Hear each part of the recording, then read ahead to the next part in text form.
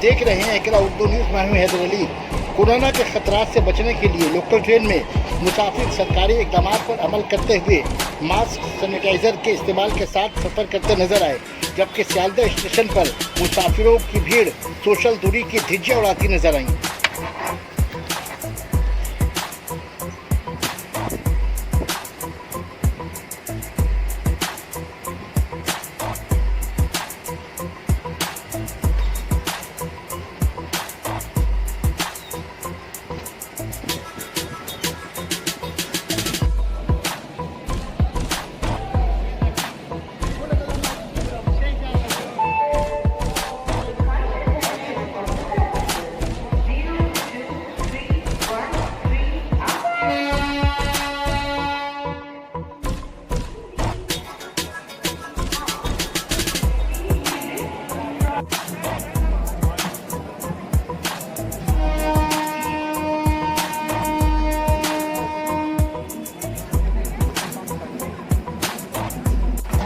आप देख रहे हैं एकरा उर्दू न्यूज़ में हूं Haider Ali.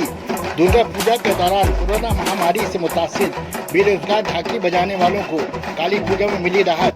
Local train service के आमतौर पर शुरू होते ही सियालदह स्टेशन में रोजी रोटी कमाने की उम्मीद पर पहुंचे ढाकी वाले